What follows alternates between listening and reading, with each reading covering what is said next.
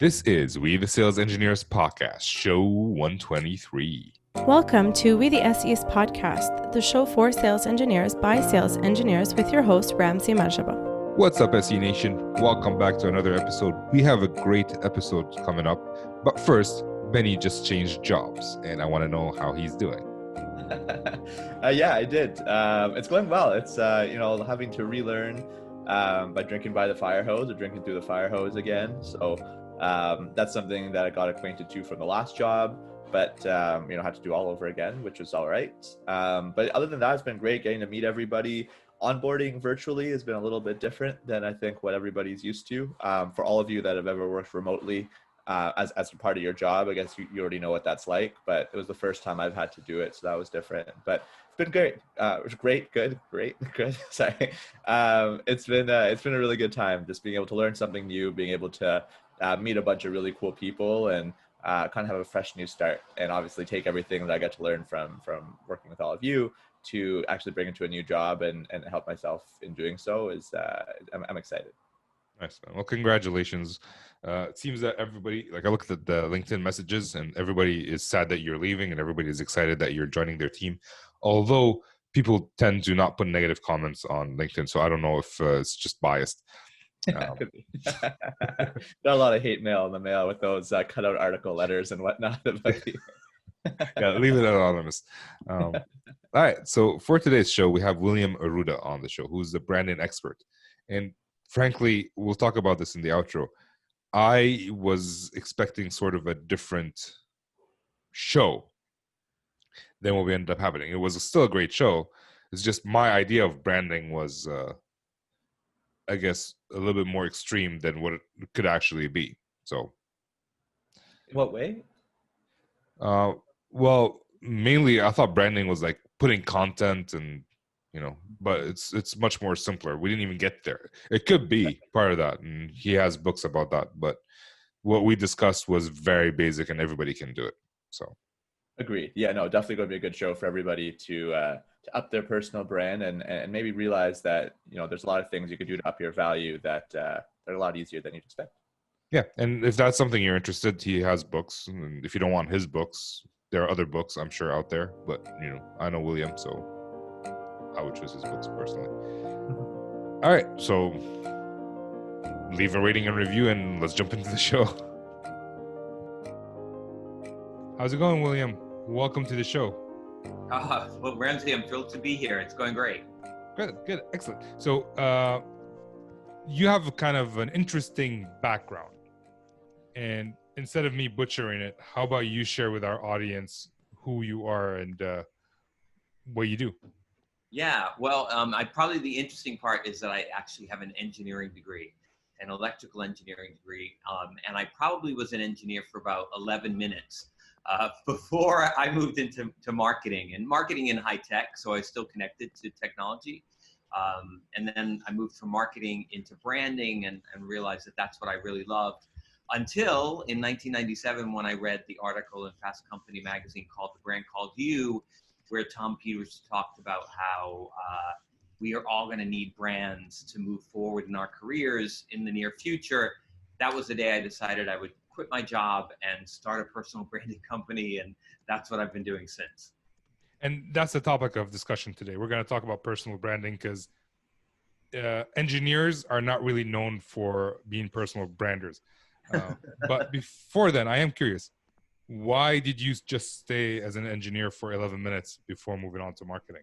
Well, can I tell you honestly, here's the thing. I probably never should have been an engineer. I thought I got really bad career advice, or actually I got no career guidance when I was leaving high school and choosing a major.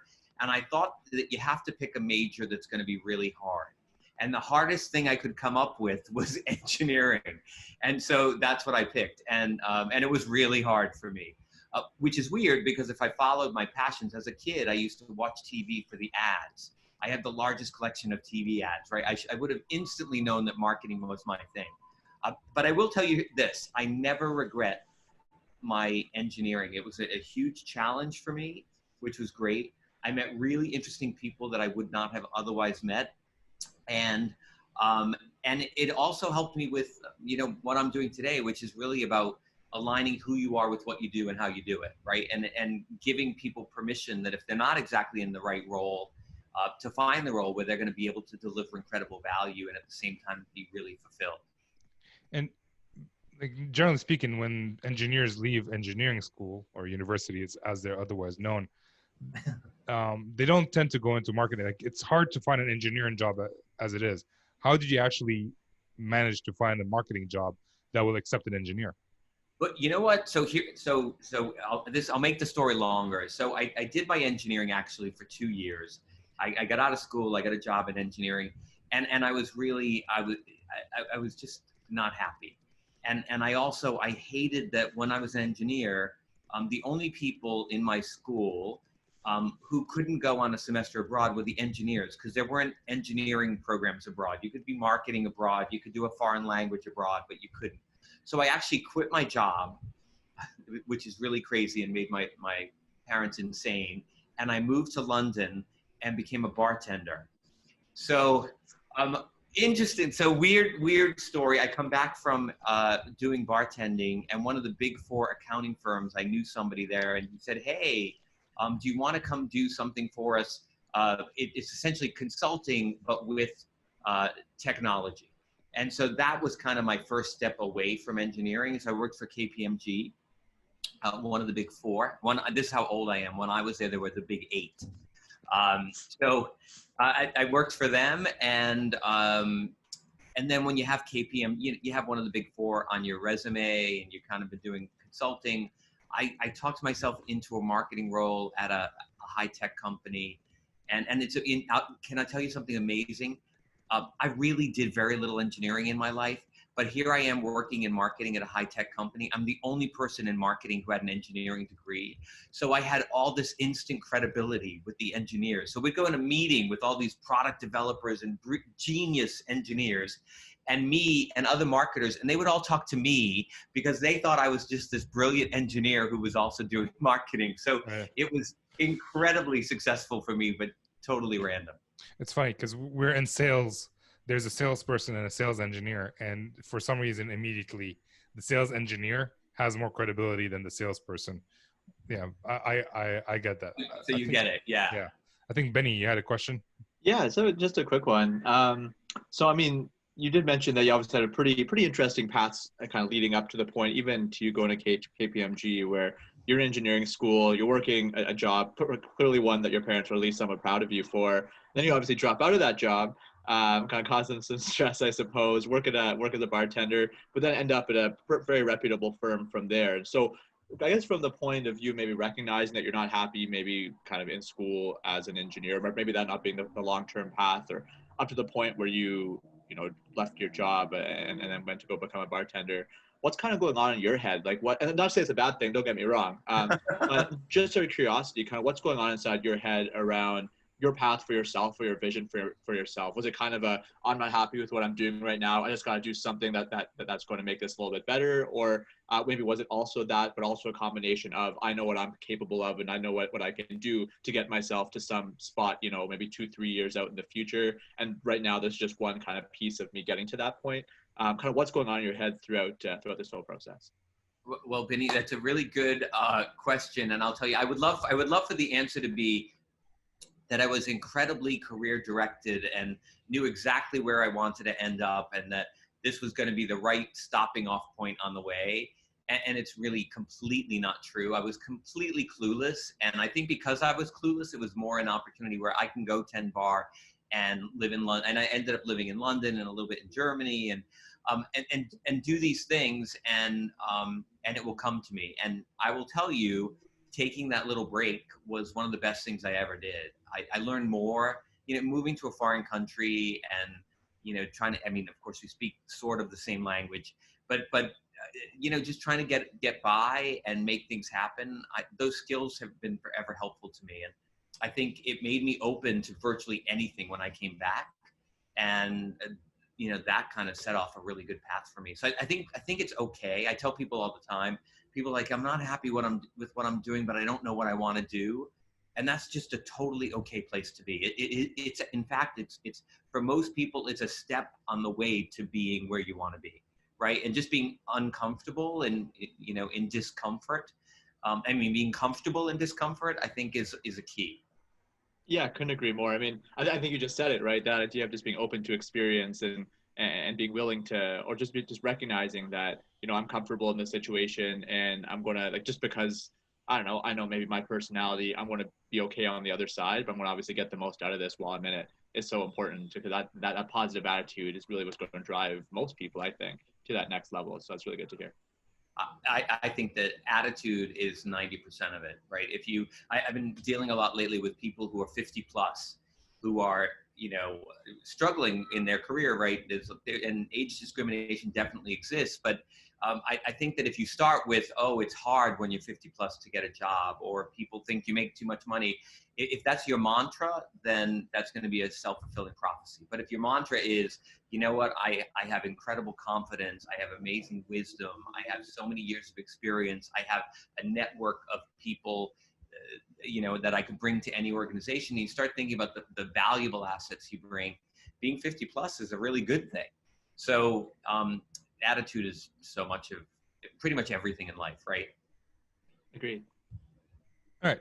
So we did want to talk about branding, and I feel like this is a good segue, because those 55 plus people are going to have to figure out a way to brand themselves. Mantra is kind of branding yourself to yourself, but let's discuss, what is personal branding to begin with? Yeah, so personal branding is about identifying the things that make you unique and valuable and compelling, and using them to get what you want in your career. So it's based in authenticity. It's a lot of people think branding is spin, it's polish, it's trying to convince people of something. But true personal brand, and there are a lot of people, by the way, who think that they're out there selling that, but that's not really what it is. Personal branding is really about what's authentic to you, and how you, as one unique individual, each of us is unique and has something to offer. And when you can make that visible, you can identify the things that will help you be successful while driving incredible value for your team, your organization, company, whatever. So here's the thing about that. Like, it took me a long time. I'm 35 years old right now. When I started the podcast 2 years ago, so 33, it took me, let's say, 33 years to figure out what I'm unique. And I figured out that there's nothing unique about me, which is why I started the podcast. How does one, like myself, like Benny has his beard that's unique, figure out what is unique about ourselves? Is there an exercise that we can do? Yeah. So here's the thing. Everyone is unique, and I have, at this point now, I've been in the field of personal branding for almost 20 years, and next year it will be 20 years, and it's only really been a field for 20 years. So I have met hundreds of thousands of people in that time, and every single person has something unique and valuable to offer. And there are two ways you kind of figure out what your brand is. One is with self-reflection, right? And so you have to ask yourself a lot of questions. You know, what are my operating principles or values? What's my purpose? What's the cause to which I want to commit? What are my superpowers, the things I do better than anyone else? What are the things that are unique about me that other people who do what I do don't offer? What are the things I'm really passionate about that I really love to do? And when you start asking yourself all these questions, you start to get some clarity about your differentiation. And that's half the puzzle. The second half is getting feedback from others, because people interact with you and they identify in their heads, right? This is the way we as humans behave, right? We find the things that we have in common with people, and we connect with them on that. And we acknowledge the things that make them stand out, right? The weird or quirky or interesting things about them that aren't like us. And so by getting feedback, you can validate that self-reflection with other people's interpretation, and you can kind of define, you know, that unique value that you offer.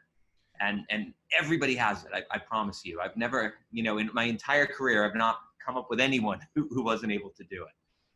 Yeah, and if I can maybe just quickly throw into that, if some people kind of hear maybe those questions, they might be a little bit worried, where they're like, what am I the best at, or what do I like, or what could I do better than anybody else, might start to feel a little weird, but like, oh, I don't know what other people are capable of, and I don't know if that one thing that I can do very well is, the best of anyone to do that. But, even if you have those thoughts, I think that's okay. And maybe ignore them to a degree where if you don't know, almost assume that you already, or even if not, the combination of all the things that you like to do quite a bit, that's what's going to make you particularly unique as an overall picture. And so long as you do something that you're enjoying and that you think you're good enough at, you probably are. And then again, in combination with every other quality and interest and skill that you bring forward, I think that'll make you unique. Even if you're not the best at every little thing, being second best at everything could still make you the best overall. So I don't know, that was something that kind of came up in my head there. Yeah. By the way, in branding and so big B branding that companies use and whatnot, the most successful brands are, they typically fall into one of these three categories. First, so they're the first people to do it. So I have that fortunate distinction of, in personal branding, I'm the guy who's been there since the beginning. Different. So something that really stands out.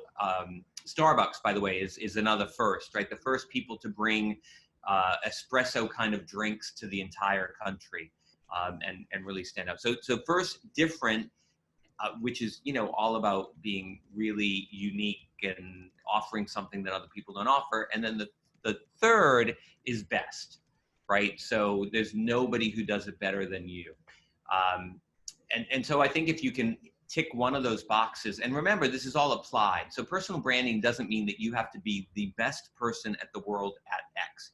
It means you need to be the best person doing this kind of job for this kind of organization with this, kind of context, right? Because we're getting down to there aren't many people who are, just the single best at anything in the world, right? You'd run out of opportunity. But it's really, personal branding is applied to what you want to do, the role that you have, the types of organization you work for, so forth. That reminds me of the book, The 22 Immutable Laws of Marketing. And they basically say something like that. I think the point you're trying to bring out right now, and correct me if I'm wrong, is that even if there are categories that there's already someone who's first, best, you can always create a brand new category where you're the first, you're the best. Does that sound somewhat right? Yeah, or even like think of Oprah, right? So she talk show host. She's really like the most empathic. Empathy is her brand, and she applies that to everything she does. But you know what? Ellen, even though I know there's a lot of talk about Ellen behind the scenes not going so well right now, but Ellen also wildly successful, completely different, still doing a talk show, right? But she has her own unique spin, and now we have Drew Barrymore is going to have her show. We'll see how she does. So it's not that every category, unless you're the Queen of England, which is the only job I can think of where there's really just one, there's no one competing for that. It's just her.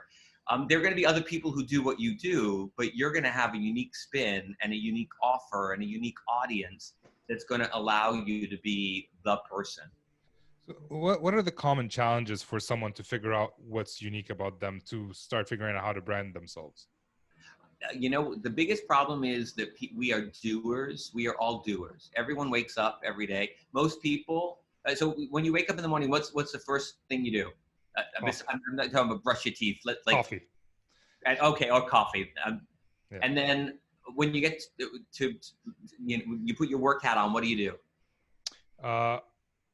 What I do is sometimes I end up looking at emails when I'm organized, and when I'm thinking about what I'm supposed to do. I plan the day. Yeah. And that's the distinction right there, is we are doers. And we've been programmed, right? We have a do list, and we wake up, and most people go right to their email and they start doing, right? They're sipping their espresso or whatever, but they're doing. And that doesn't work for you in personal branding. In personal branding, you need to sit back and you need to reflect and you need to think and you need to ask people stuff. And so for people who are stuck and they don't know what the answer is be comfortable in the fact that you don't have the answer and keep asking yourself questions. And because that's uncomfortable for us, because we're We're judged on how much output we make. We're judged on how many emails we send. We're in this habit of doing from a very young age, right? Going to school and whatnot, that it's hard for us to do that, but you have to reward yourself for being reflective and for thinking about things. Here's an exercise I tell everyone to do. At the end of a week, every week, and I actually recommend you do this daily, but some people that's way too hard. I do it every day. Ask yourself three questions. What did I learn? What did I accomplish? And what am I grateful for? And then record your responses. And here's what will happen. First of all, you put some punctuation on the day, which is really critical because we just have days that go from one to the next. We are living one run-on sentence, right? We just keep moving. And by creating some punctuation, you kind of end that day and it gives you permission to start the new day fresh. But the bigger thing that happens is because you're recording this, like we all learn a lot and we're grateful for a lot and we accomplish a lot, but you chose something to put down. And over time, if you look at this over a couple of months and you look at all your entries, you will start to see some themes of the things that you selected to put down. And in those themes there's some brilliance. There's some nuggets of really important self-awareness that can help you figure out a little bit more about who you are. My goodness. Yeah. There's so much to unpack from that. I mean, actually just the last show that we did, if I'm not mistaken, was a webinar with a guy named Freddie Mangum. And one of the things he talks about the topic in general, rather, that we spoke about was around how to provide value up to your higher ups into your organization. And one of the things that we talked about in there was keeping score. So just keeping track of those wins that you're having on a daily basis or on a weekly basis or whatever it is, due to the fact that, there's so much, well, maybe two different things. So one, because everything is such a continuous, time frame of just us doing things all the time, it's so easy to lose track of those wins, or it's so easy to forget about them when you need to recount them, whether it be for something as important to say just your sense of personal branding, but also, a performance review or something like that. How many times have you had to dig back into your memory just to remember something that was really good that you did? And so keeping track of that, so great for just, having a better sense of what you're good at. Also, obviously, in today's, COVID climate with social distancing, days are more continuous than ever before. And so having a good sense of progression in your life with respect to things that you're doing, benchmarks that you've hit or otherwise are establishing to just get better on even after the fact is, I love that so much, just kind of going back and reflecting at the end of every day. But all of this, I guess, this is a run-on sentence in and of itself. All this kind of just helps, I can't help but just draw parallels with respect to, personal branding, just company branding in general, right? Like, we are pretty much just our own little individual microcosms of companies, like ourselves, the personality we put out there.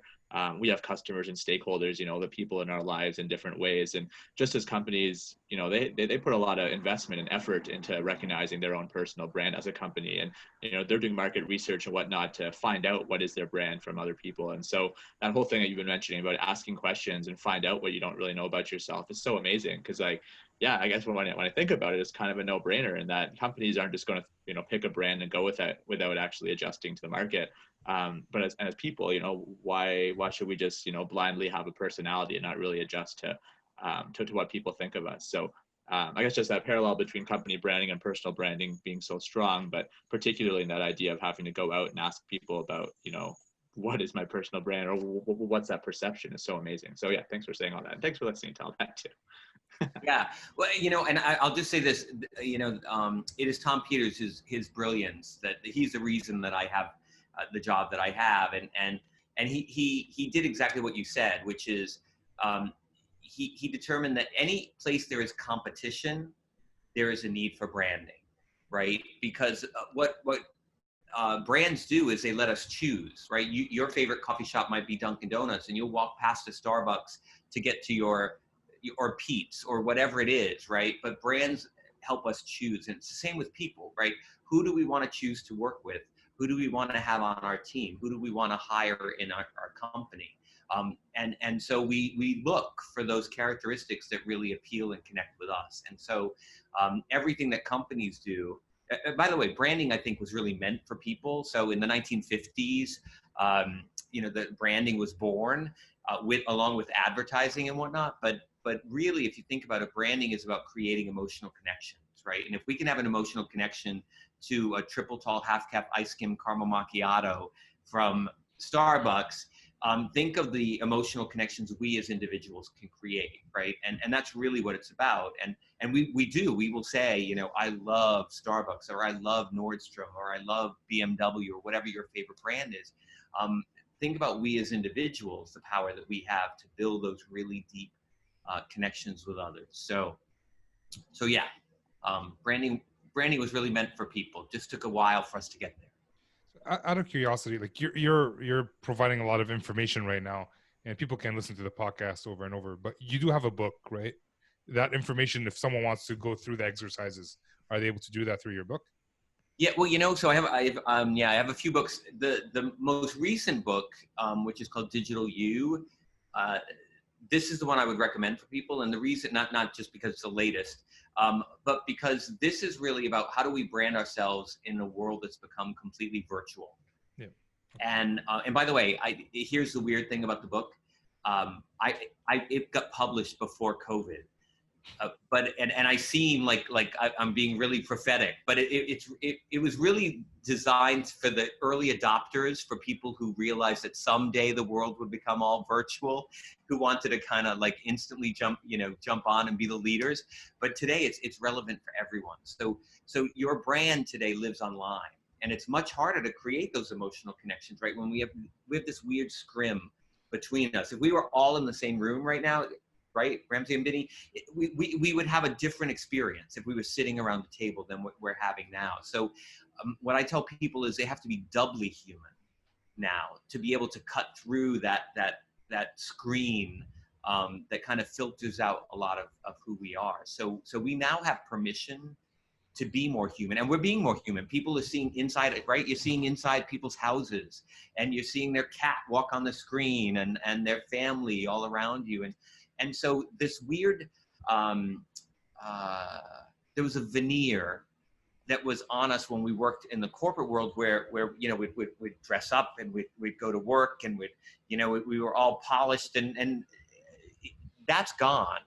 And so now we don't have permission, we have the mandate to be our human selves. And so anyway, so in the new book, like this is the kind of the process you need. First, you need to figure out your real brand, right? What's your flesh and bones brand?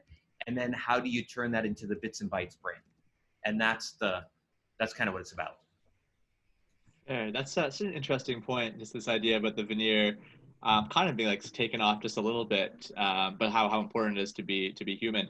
I know that there've been like different studies that have to go with, I don't know, different chemicals that are released in your brains with different social interactions that you have. And if I'm not mistaken, I think it might be a combination of, or one or the other, some oxytocin and serotonin that are just kind of pushed to your brain, or rather the brain pushes out to you when you're having kind of person-to-person contact. So even if you just do something like a hug, that releases quite a few chemicals and whatnot.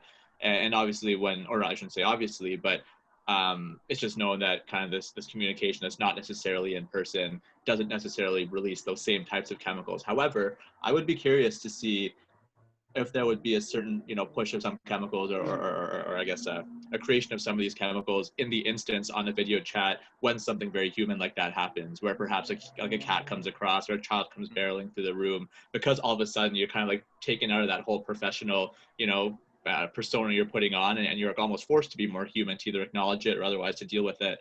And I wonder, as that becomes a new normal, or those events become the new normal, if we'll even start to change to have to kind of adjust to, just be more human virtually or digitally, as you're describing, not only in those live experiences, but also in those more quote unquote curated experiences on a network or something else. So I don't know, it's interesting questions, interesting point. Yeah, I love what you said. And, I want to just go back. I want to connect that to what we were just talking about earlier. And what companies learn, and this is totally true, we make all of our buying decisions based on emotion. We pretend they're based on fact. And we give people all the rational reasons that we made the decision we made. But really, the thing that tips the scales in favor of one thing over another is always emotional. And so there was a time I was working for IBM in marketing, but again, with incredible credibility, simply because I had EE after my my Bachelor of Science degree. And we would go sit behind the glass wall where there'd be CIOs on the other side of the wall, and we'd have them talk about our products. And at the beginning, the facilitator would start, well, why do you choose IBM? And they'd say, oh, well, we choose IBM because it's scalable and it's reliable and they would give us all of these logical, rational reasons. And it was just all saying it. And by the very end of the hour, they'd be saying things like, I love my IBM sales rep, or you look really good when you associate yourself with the IBM brand, or you never get fired for buying IBM. And every ultimate decision was the emotional one. Now, IBM would never have been chosen if it didn't tick the box next to all of those logical, rational things, right? If it wasn't scalable and reliable and there wasn't service behind it and all of that. But there are lots of products that do that tick all the boxes. What makes that choice is that emotional element. So think about that as individual, as us, right? So if we can tick the box next to every one of the minimum eligibility requirements for the role that we want to have, right? We have 4 years of experience and we've done this kind of, whatever it is, there are tons of people who can do that. And so essentially, if there were no emotional component, you just have to toss a coin and choose the person you're going to hire. But the actual choice is made based on emotion, right? That human connection, that ability to connect. So that's why we need to bring that part of who we are into the workplace every day. Yeah, that makes perfect sense. And as people who work in sales, we understand exactly what you're saying. So just right now, we figured out what we're good at, what we're best at, and we want to start branding ourselves. What would be the next step? Well, actually, let me just end it there. What would be the next step? So the next step is you need to be able to tell your story, right? So after you've learned all about yourself, right? Now you have all this disparate information. You have your values and your passions and your superpowers and your differentiation. What you need to do is bring it together so that if someone were to read your bio, if someone were to hear your elevator pitch, if someone were to read your 160-character Twitter bio, they would be getting a piece of you. And so you want to be able to tell your story by weaving together the traditional stuff you put in your bio, right? Your accomplishments, your accolades, your credentials, with all the human elements of who you are. And you want to tell it in terms of a story. And especially now that we live in the virtual world, when someone wants to meet you today, they Google you. And so if you're selling to some CIO somewhere or whoever you sell to, and that CIO is making a decision as to whether they want to see you or not, they're going to Google you, and whatever shows up is what they make a decision about. And so when you can tell your story in glorious 3D online and get people to want to know you, then you've already established a great first impression. All you need to do is make that second impression congruent with that first one when you connect online and in video, as the way we're doing now, right? And when you do that, by the way, so we have these cognitive biases. There are 3 of them that are relevant here: primacy, anchoring, and confirmation. Primacy means we believe the first thing we learn. So if somebody doesn't know you, they Google you, whatever shows up, that's who you are. Okay. Anchoring means once we form a first impression, it's anchored in, we don't want to change our minds. So imagine this: somebody meets you online and they think, well, this is who this person is.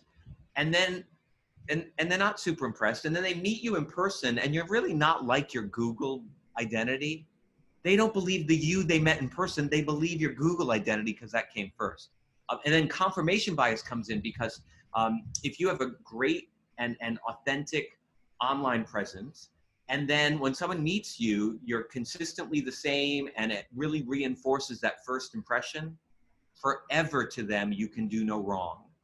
You have now confirmed that this is who you really are, and you're always on a pedestal. However, the reverse is true as well. If you kind of have a lackluster or people can't find you online, and then that first meeting, maybe you don't have the technology right, or you're looking up the screen like this, or and it just doesn't go so well, then forever you can do no right.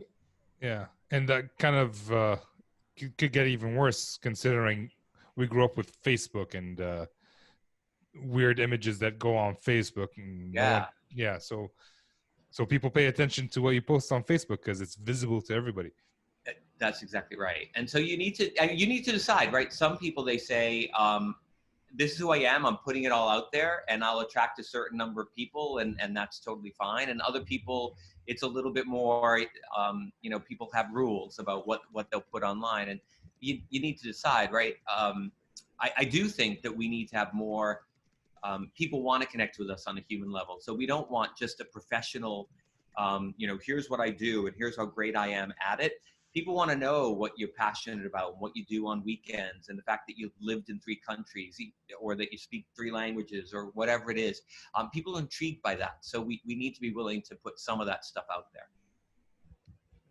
So with that, I suppose, while it is really important to kind of put yourself out there to, convey your personality and kind of show off those differentiators that you bring there as an individual. What about the potential dangers of, say, putting yourself out there, or when it comes to personal branding, rather, are there any concerns that one may have about maybe putting their entire personal brand out there? Are there maybe some things that are left to be distinct between the external brand you put out there and maybe some personal details that you might not want to necessarily put out there? How does one kind of curate what information they include in their personal brand while not necessarily giving away too much information and different people have different thresholds around that, while still providing value to the market or otherwise portraying your value out there to the market? Yeah, it's a good question. And I really think it's up to the individual, right? There are some people who just put it all out there and that they're totally comfortable with that. And there are people who, want to pull back. I will say that if you won't put anything out there and you really are trying to create the work you and the life you and keep them separate, you will not survive in the new world. It's just not going to happen. It was a concept, and it made total sense in the 1950s. If you ever watch Mad Men, right? In that time frame, you would go to work at 9, you'd leave who you were at the door, you'd be the company person, you'd pick up who you were at the door when you left, and you would become you, and you never thought about work. You didn't have conference calls with Asia at midnight. You didn't do your email, during the weekend or while you're on vacation. There was a distinct separation.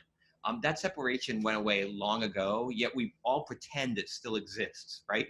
Yet we're doing work while we're on vacation and whatnot. So I think today there's an expectation that this line between the work you and the life you is really kind of fuzzy at best. And I think the happiest and most successful people I know, that line doesn't exist, right? Now, how much of the you actually put out there all the time, that's a matter of choice.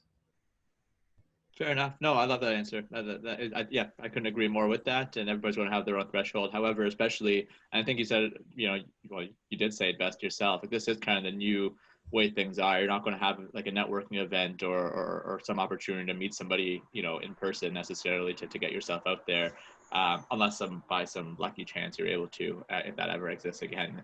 So yeah, having an online presence is necessary, and how much you put out there is really up to whatever you're comfortable with. But it is still necessary. I couldn't agree more. So when we talk about online presence, what are we talking about? Like, someone's going to Google me. How are they going to find out my information? Are we just talking LinkedIn, Facebook? What should we, like, if we're going to give an actionable tip to somebody? Yeah. What should they work on? Here's the thing. The only thing you absolutely have to work on is LinkedIn. And here's why. When someone's trying to evaluate you in a professional capacity, they'll often go directly to LinkedIn because we know it's really the only all professional social network that's out there. Even if they start at Google, your LinkedIn profile is going to show up in one of the top 3 spots. And we know that 62% of all clicks go to the top 3 spots. So they're going to end up at LinkedIn anyway. So if you say, you know what, I'm not ready to be on Facebook and Instagram and YouTube and TikTok and whatnot, if TikTok still exists, who knows what's going to happen, then just focus on LinkedIn. And if you're going to focus on LinkedIn, here's all you need to do.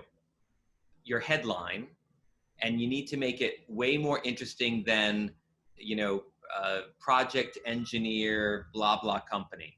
You need to tell me you get 200 characters, I think. They just upped it from 120. Use all of them to make me get excited about you. The second thing is your headshot. And your headshot needs to be mostly your head, because most people are looking at you on their mobile phone, and your head is this, or your headshot is the size of a button. So if you have a full body shot, people aren't going to connect with you. And the way we humans connect is we look in the eyes of the humans that we're connected to. So face forward, professional, 60 to 80% of it is just your face. And then the third thing, and this is the most important thing you need to work on, is your about. It used to be called your summary. It's now called about. And it is the place you tell your story. It is not the place where you repeat what you put in your experience. This is where you weave together that story about who you are, integrating your values and your passions and your superpowers and your differentiators and all those elements. And here's the key thing, and most people get this wrong. So this is really, really, if you're paying attention, write this down. The new version of LinkedIn, when someone is checking out your profile, they only see the first 3 lines of your about, and they have to click see more. If those first 3 lines are a giant yawn, that's it. You're done, and they're on to the next person.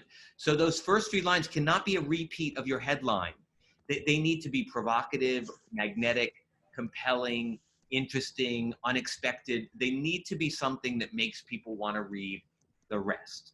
And that is the key. And if you do that, and you do a great job with your about, your headline, your headshot, you're going to connect with people. So basically, you're telling me I have to change my entire LinkedIn profile. well, you know, Ramsey, I haven't seen your LinkedIn profile, but yeah, my recommendation. You know what's interesting is companies are hiring most of the. So most of my work is for companies, big companies, and I would say lately, maybe 60% of my work is helping people inside companies build successful LinkedIn profiles, because companies realize that LinkedIn is kind of like their intranet now, because people, even companies with these really robust intranets, when they want to learn about the person who's new to the team, they're going to go to LinkedIn. Yeah. And the other benefit for LinkedIn, by the way, if you want to really demonstrate your loyalty to your company, share your company's content with your connections.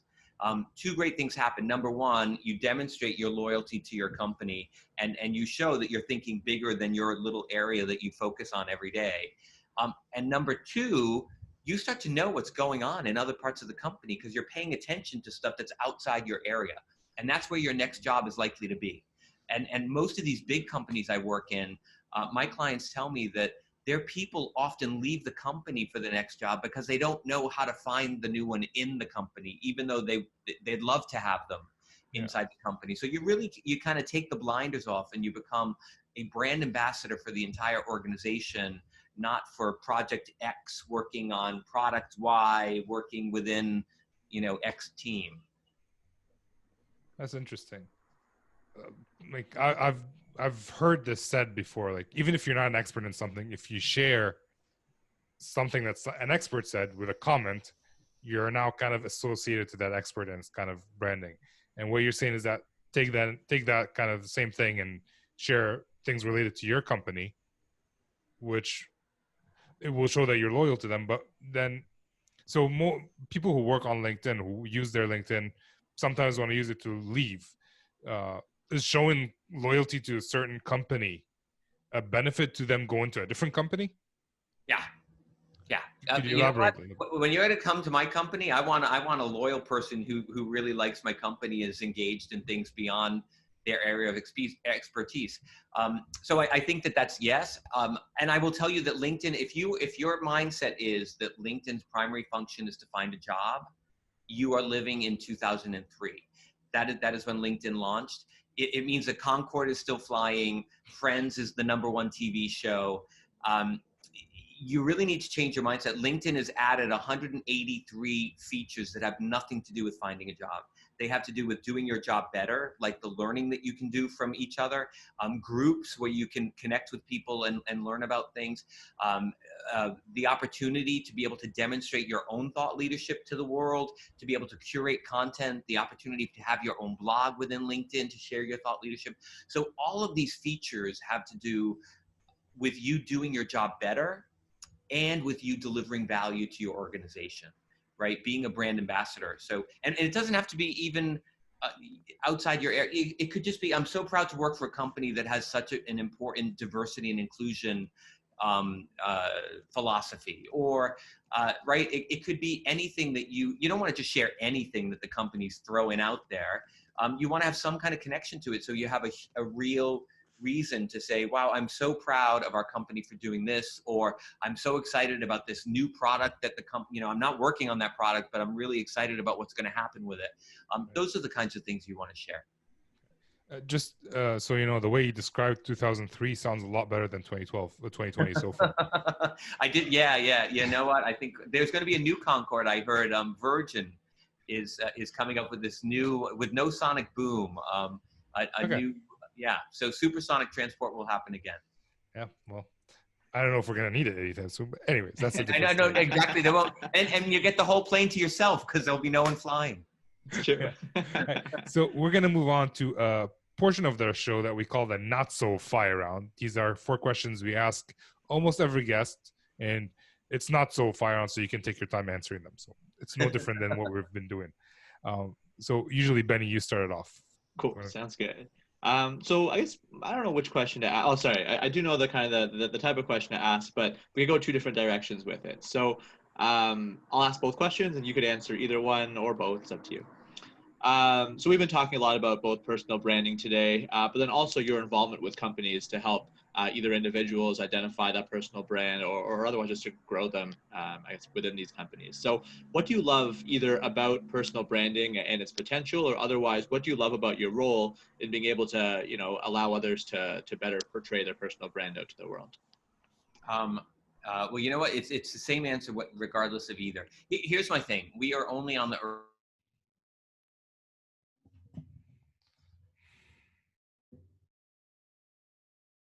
is probably fulfillment, because when you're being yourself every day, you're confident, you're energized, you're motivated, and you're delivering better value to your company. By the way, when I started in the field, I would go to companies and say, hey, I want to come in and brand your people, and they would say, we don't want you to brand our people. You'll make them too successful and they'll leave.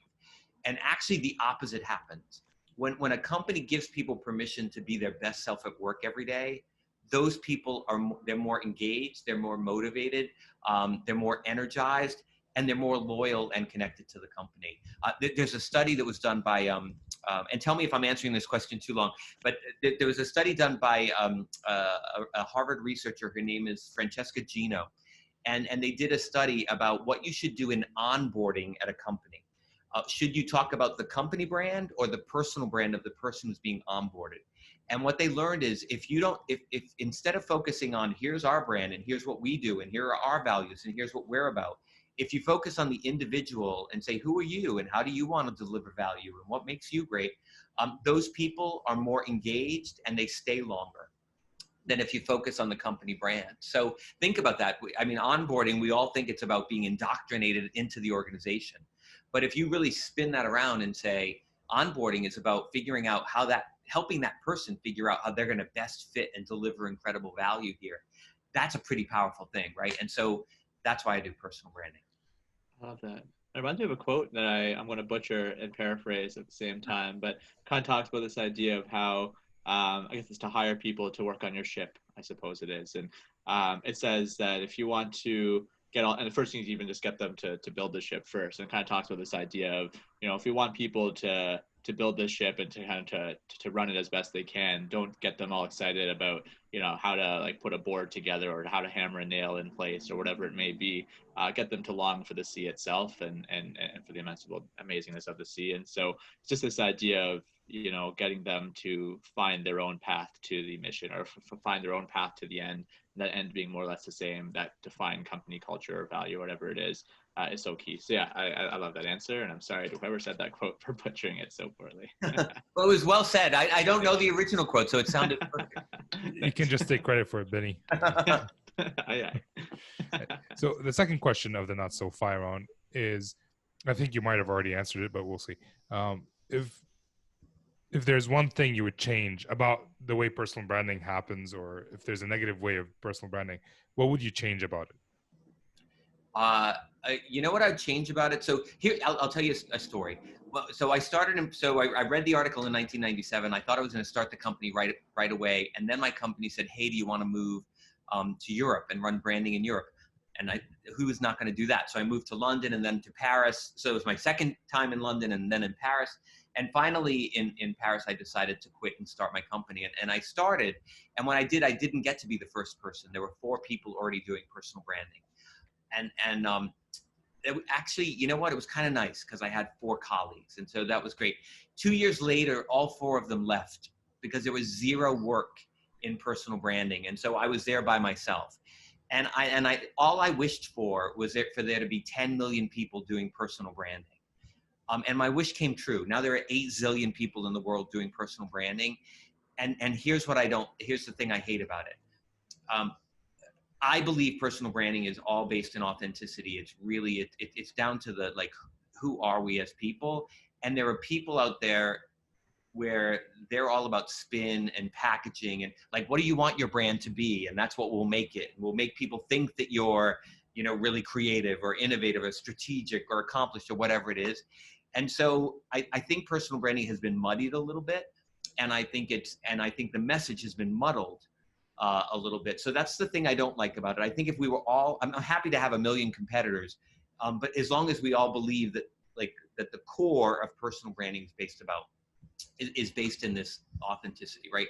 Everyone has some unique gift to offer, and it's our job as personal branding people to help them figure out what it is and inspire them to do it. Nice. Excellent. Yeah, I love that quite a bit as well. All right. I don't know if this would maybe lead people kind of further along the same path and recognizing that, or maybe it's anything else you think would be helpful when it comes to one building their personal brand. What do you think are some tools, books, or resources that you recommend for people to look at, perhaps your own or others? It's up to you. Yeah, so I'm a real fan of, I don't know if you guys know, there's a gentleman named Dick Bowles. I think he's 98 years old or something now, and he's in many ways the father of the career development industry. He's a brilliant guy, really, really nice guy, lives out in San Francisco. And he wrote a book a long time ago, and it's been, I don't know, maybe it's every 7,000th edition now. It's called What Color is Your Parachute? And it's a really good book, and it really was a precursor to personal branding that gave people permission to not pursue a career because you make a lot of money, or pursue a career because there are lots of opportunities in it, or there's prestige that goes with it, but to really find out who are you and use that as a way to find your career. So I think that's a great book. There's a lot of good questions in it that help with personal branding as well.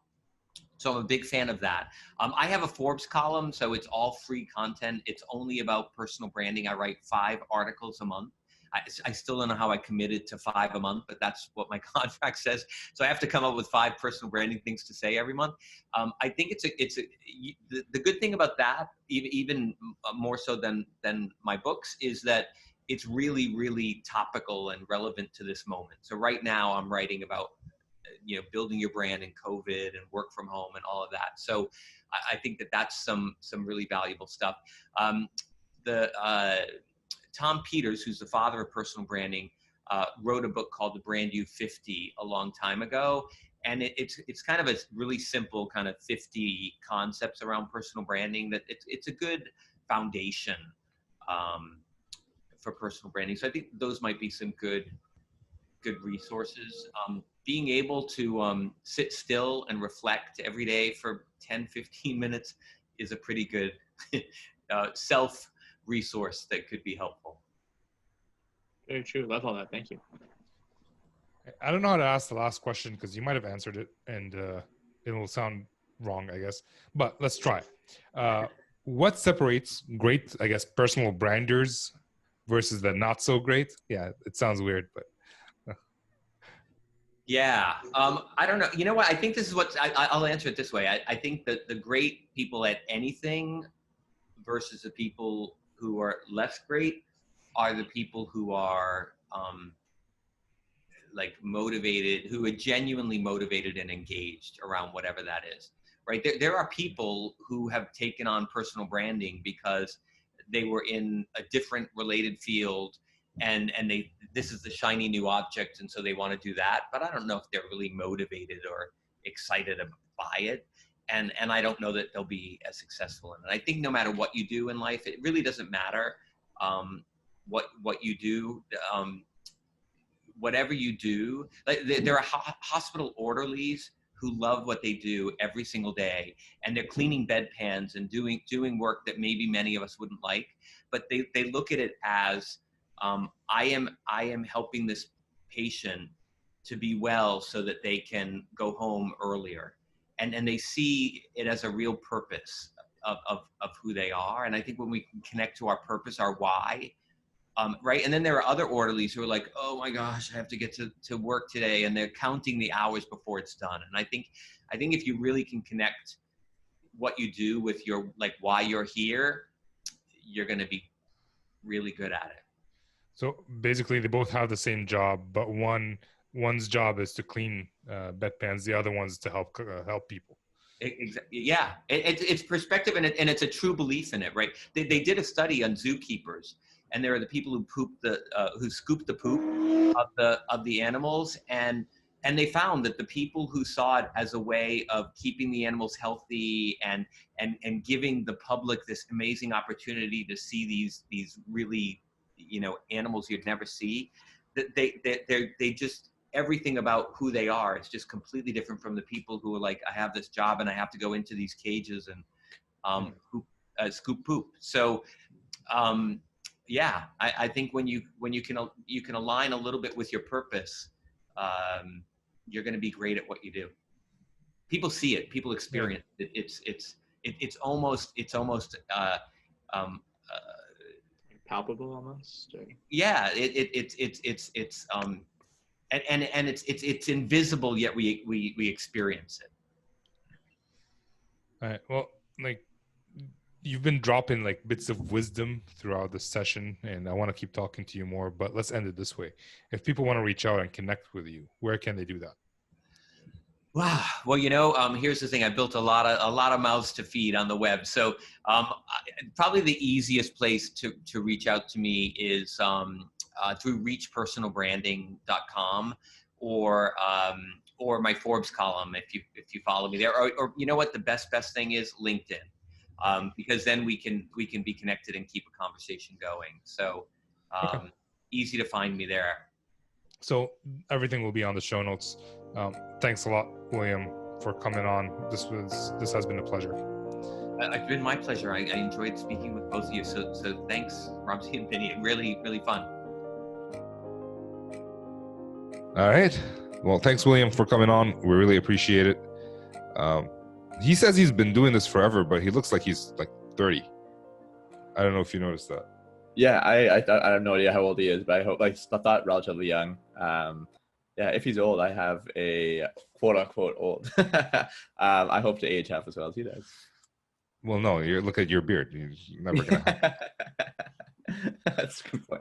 It's like it's gonna go all white, and you're gonna have to like what did it say, diet or something? I don't know. Benny. Big Lord of the Rings fan. So you were hired despite of your beard, or was it the beard the feature that got you hired? It could have been, yeah. They've only seen me with beard, so part of my brand, you may say. Yeah, we're gonna call you Beardy Beanie. I like that. Beanie the Beard. I like that. It has a nice little Lord of the Rings esque feel to it. There you go. We just did a branding session for Benny. Now he's known as Benny the Beard, and all his posts are gonna have a picture of a beard. It's a lot wiser. A lot of. If it was white, yeah. Now it just looks ridiculous. Yeah, true. It's gonna get worse, I think. Anyway, So this was a great show, and like I said in the intro, it's much more simple. It's just basically making sure your LinkedIn is fixed up nicely, and presenting yourself online in such a way. Basically, it's not about doing things; it's about not doing things. Like don't do stupid things and put it on Facebook. Like don't Right. take pictures of yourself doing drugs and put it on Facebook. That's illegal. Unless you want that to be part of your brand. If you want that to be like you're the rebel that doesn't care about rules and is all into that scene, that's the scene you're trying to attract. And you want to be arrested for it. Yeah, I suppose. So consult your lawyers before doing anything we recommend. We're not lawyers here. Yeah, we take no responsibility for the outcome of any reactions. And the law changes from city to city, county to county. So whatever. Bottom line, Benny, before you take us down a rat hole, is just make sure your image is cleaned up or points to whatever image that you want it to show. If you're athletic and you want it to show that you're athletic, then that's your image. That's your brand. So there you go. Yeah, it's kind of cool how, there's all these parallels that can be drawn between how companies market themselves and how we as individuals market ourselves. And there's so many things that a company could do where they have their outward marketing department that may have billboards or ads online or things like that. But then you'll also have the story of, let's say, an employee or an executive at that company who does something not so great in his personal life. That company will be very quick to try to distance themselves from that individual. Yeah. And so it's kind of cool that on a personal level too, that we have our outward brand. Maybe at networking events, we dress up all nice and we are all professional at work and whatnot. But then when we're at home or when we're posting stuff about our social lives, we might not be as curated with our content, but we have to always remember that everything we put out there is out there all the same. And so, you guys just got to be careful what you put out there, or otherwise just be very cognizant of what you put out there. Yeah, and the fact that companies do things, we are our own company. Basically, if you're getting paid for your services, you're not getting paid because some people get paid because they look good, but generally speaking, you're offering a service in return for something. So you are a company, and if you can fix the branding, your company's branding, not necessarily your personal, it doesn't have to be that same thing. Like I'm out there, but not everybody knows everything about me. Right? They know what I want to share, which is totally fine. It's like I'm not going to share my email address or my work address or my home address. I'm not going to share those with people, right? Personal, but I do project an image out there. You project the beardy image out there. So there you go. Right. Anything you want to add, Benny, before we sign off? No, I was just going to say thanks, William, for coming on the show. Thank you all for listening today. Hope everyone's summer is going along. Yeah, and I have one request. If you think this show is useful to anybody, I'm not going to ask you to leave a rating or review because I already did that in the intro. Just share it with one person. Go on LinkedIn and say it's useful. Just let's get the word out about the show so people will know that there is a resource for sales engineers, because we've been doing this for over 2 years or something like that. And people started it, I think. So yeah, almost 2-3 years. Yeah, people still are surprised that there's a show like this out there. So let the people know. Yep. Power to the people. All right. This is Ramsey for Benny signing off.